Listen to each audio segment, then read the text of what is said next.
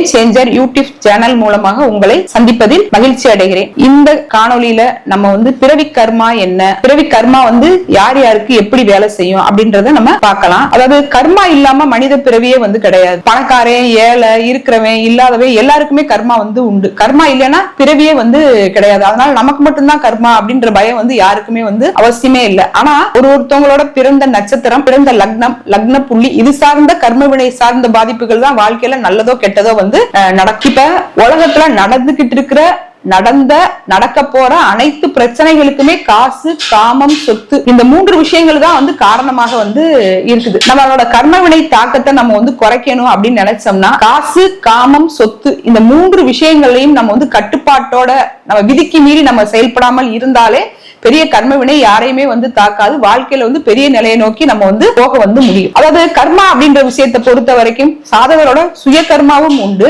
பாட்டனோட கர்மாவும் உண்டு, தந்தையோட கர்மாவும் உண்டு. இந்த மூணு விதமான கர்மாவின் மூலமா தான் நம்மளோட லைஃப் வந்து ரன் ஆகும்.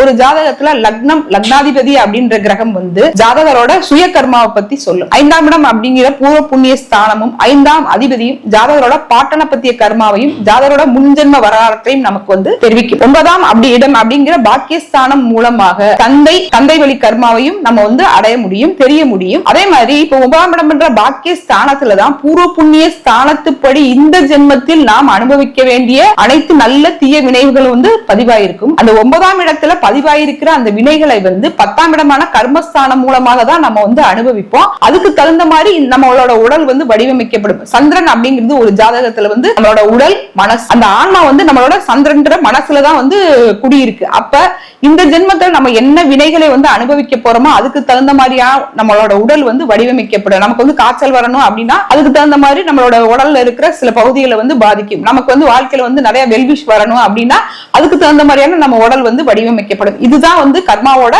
ப்ராசஸ். அப்ப நமக்கு வந்து கர்மா வந்து வேலை செய்யுமா செய்யாதா அப்படின்னா மனிதராக பிறந்த எல்லாருக்குமே கண்டிப்பாக வந்து கர்மா வந்து வேலை செய்யும். இதுல நம்ம என்ன விதமான கர்மாவை வந்து அனுபவிக்க போறோம் அப்படின்றத 1, 5, 9 அப்படிங்கிற திரிகோணத்து மூலமாக நம்ம வந்து தெரிஞ்சுக்க முடியும். எப்படி வந்து கர்மா வந்து என்ன விதமான கர்மா வந்து அவங்க வந்து வேலை செய்து அதுக்கு அவங்க வந்து என்ன விதமான பரிகாரம் செஞ்சுக்கணும், எந்த கோயிலுக்கு போகணும் அப்படின்றத ஒவ்வொரு ராசிக்காக 1 by 1 நம்ம பார்க்கலாம். மகர ராசிக்கான பிறவி கர்மா என்னன்னு வந்து பார்க்கலாம். மகர ராசி வந்து சரராசி. இதில் உள்ள நட்சத்திரங்கள் வந்து உத்திராடம், திருவோணம், அவிட்டம். இவங்களோட பிறவி கர்மா என்ன அப்படின்னு கேட்டா எளிதில் எதுவும் கிடைக்காது.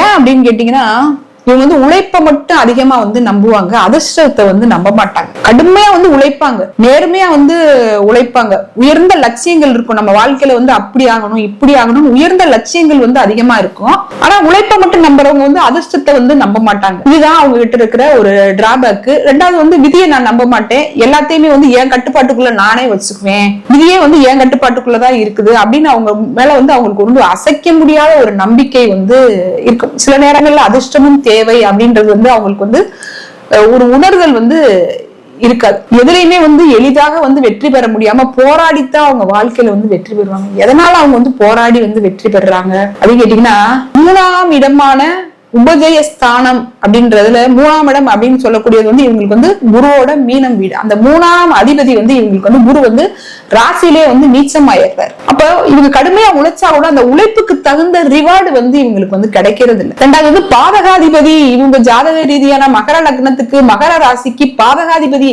பாதகத்தை செய்யக்கூடிய கிரகமான செவ்வாய் ராசியிலே வந்து உச்சமாயிடுறாரு. எந்த கிரகம் நல்லது செய்யணுமோ அந்த கிரகம் நீச்சமா போயிருக்கு.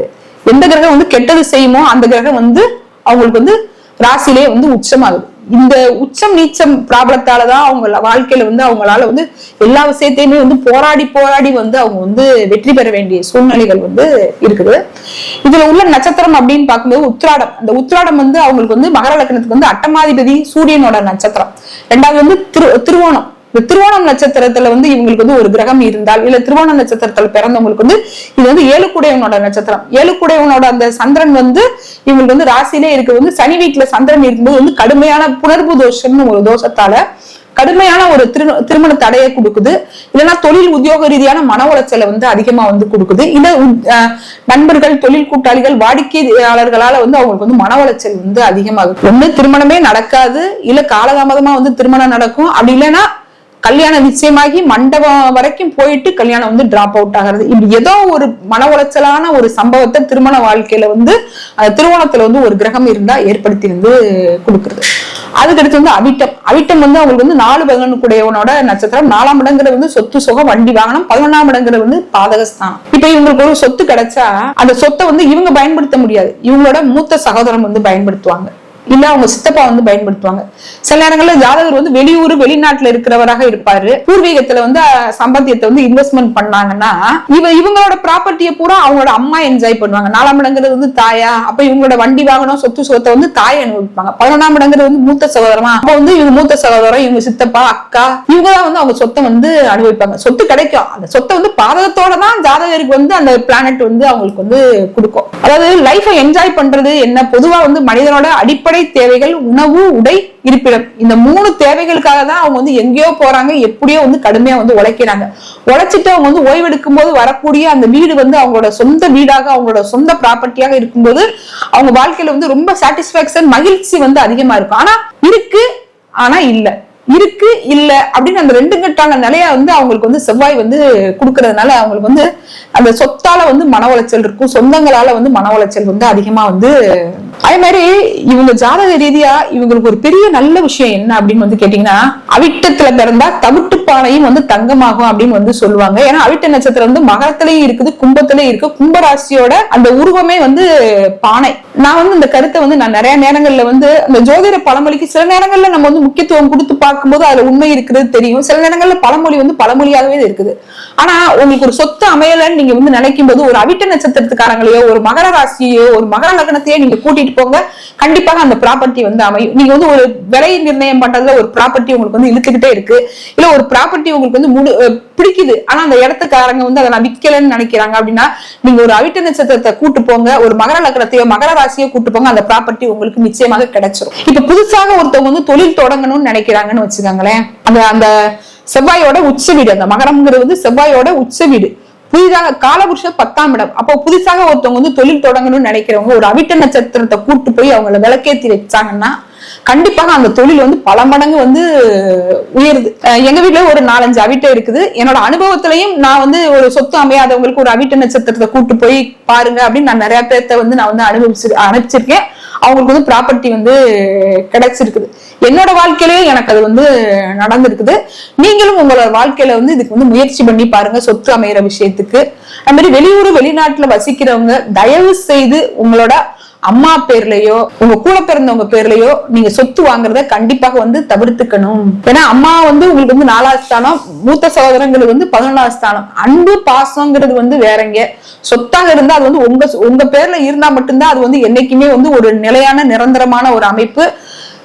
பாசங்கிறது வேற, சந்தர்ப்ப சூழ்நிலைங்கிறது வந்து வேற. அப்ப நீங்க அதுக்கு தகுந்த மாதிரி வேற விதமான இன்வெஸ்ட்மெண்ட்ல பண்ணிக்கிறது தான் உங்களுக்கு வந்து, நீங்க உள்ளூர்ல ப்ராப்பர்ட்டி வாங்கணும்னு நினைக்கிறவங்க உங்களுக்கு வந்து அதுக்கு தகுந்த மாதிரியான விஷயங்கள்ல நீங்க வந்து இன்வெஸ்ட்மெண்ட் பண்ணிக்கிறது தான் உங்க வாழ்க்கையில வந்து ஒரு சிறந்த அமைப்பாக வந்து இருக்கும். இப்ப இந்த திருமணத்துக்கு வந்து நம்ம வந்து திருமண தடை வந்து அதிகமா இருக்குன்றத நம்ம வந்து சொல்லி இருக்கிறோம். இந்த திருமணத்துக்கு வந்து திருமண தடை வந்து அதிகமாக இருந்தால் இவங்க திருவோணம் நட்சத்திரம் வர்ற அன்னைக்கே தான் இவங்க வந்து எங்க போனோம் அப்படின்னு கேட்டீங்கன்னா திருப்பட்டூர் பிரம்மபுரீஸ்வரர் கோயில். பொதுவாக மகர ராசி எல்லாமே இந்த கோயிலுக்கு வந்து போலாம். எல்லாருமே அந்த கோயிலுக்கு போயிட்டு வரும்போது அவங்க சுய ஜாதக ரீதியான என்ன விதமான குறைபாடுகள் இருந்தாலும் அகலும். குறிப்பா திருப்பட்டூர் போகும்போது என்ன செய்யணும் அப்படின்னு கேட்டீங்கன்னா உங்களோட ஜாதகத்தை ஒரு 1 பேஜ் ரிப்போர்ட் போட்டு நீங்க எடுத்துட்டு போகணும். அதுல நல்லா 4 கார்னர்லயே வந்து நல்லா மஞ்சள் தடவை ஃப்ரெஷ்ஷான ரிப்போர்ட்டா எடுத்துட்டு போய் நீங்க பிரம்மா காலில் வச்சு உங்களோட நட்சத்திரத்தை சொல்லி நீங்க அர்ச்சனை பண்ணி அதை கொண்டு வந்து நீங்க வந்து வீட்டுல பீரோல பத்திரமா வந்து வச்சுக்கோங்க. இவங்களுக்கு எல்லாம் வந்து வாழ்க்கை ரொம்ப வந்து போராட்டமாக இருக்கோ அவங்க எல்லாம் வந்து வருடத்துக்கு ஒரு முறை, குறிப்பா வந்து மகர ராசி மகர லக்னம், நீங்க இந்த திருப்பட்டூர் போய் அந்த பிரம்மபுரீஸ்வரரை கும்பிட்டு வரும்போது உங்க வாழ்க்கையில வந்து வெற்றி மேல் வெற்றி வந்து தொடர்ந்து உருவாகும். நன்றி, வணக்கம். இப்ப ரொம்ப நாளா நீங்க வந்து பல ஒரு மன உளைச்சல் இருக்கீங்க, தீராத பிரச்சனைகள் வந்து பல வருடமாக இருக்குது அப்படின்னா பிரசன்னம் பார்த்து அதுக்கு முறையான தீர்வுகள் உங்களுக்கு ஏற்பாடு பண்ணி தர முடியும். நல்ல குழந்தைகளுக்கு வந்து நல்ல பேர் வச்சு கொடுக்கறது, தொழில் நிறுவனத்துக்கு நல்ல பேர் வச்சு கொடுக்கறது, அதிர்ஷ்ட ரத்தினங்கள் வந்து தேர்வு செஞ்சு கொடுக்கறது, இந்த மாதிரி உங்களுக்கு என்ன விதமான தேவைகள் இருக்குதோ அதுக்கு வந்து நம்மளால தீர்வு வந்து கொடுக்க முடியும். இப்படி உங்க வாழ்க்கைக்கு என்னென்ன தேவையோ அனைத்து தேவைகளுக்கும் என்னை வந்து வாட்ஸ்அப் மூலமாக வந்து தொடர்பு கொள்ளலாம். என்னோட போன் நம்பர் வந்து 9865220406.